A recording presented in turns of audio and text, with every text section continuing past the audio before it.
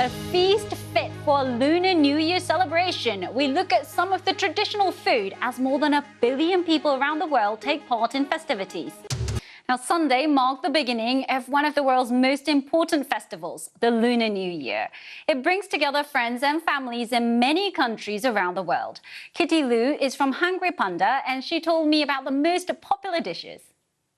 Dumplings, I think, this is the most well-known tradition that, Chinese people need to eat dumplings during Chinese New Year. So has been very, very popular all through our platforms.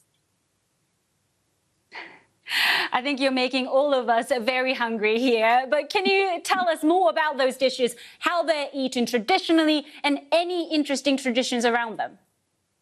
Oh, definitely. Dumplings is one. The reason for having dumplings is because of the pronunciation of dumpling 饺子.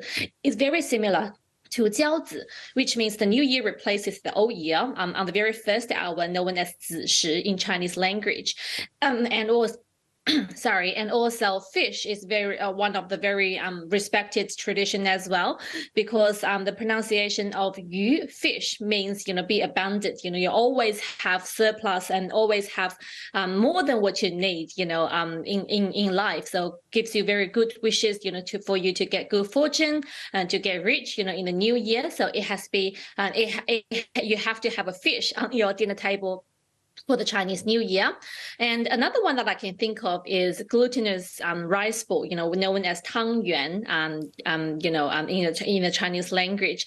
We also have a very special festival, during the Chinese New Year, the 15th day of celebration. The last day falls on what we call a Lantern festival. This is a festival designated, for you to have to eat tangyuan, glutinous rice ball, on that day.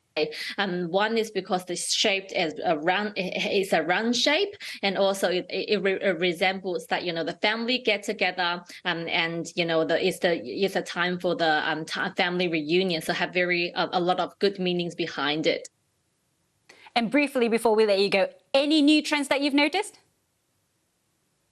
Oh, I think the new trend that I can think of is having hot pot during every particular traditional festival, in China now, because it's very easy to prepare. You can put pretty much everything into the pot. It is a great mixture combination of different cultures, because China is very big. The northern part and the southern part of China, and they all have different cultures. And when people and the families and the culture combines, people can respect each other, put everything that buried in their culture into the same pot. That has also, been a very popular, trend that I can see. And it's very, very popular amongst all the local people, around the world too.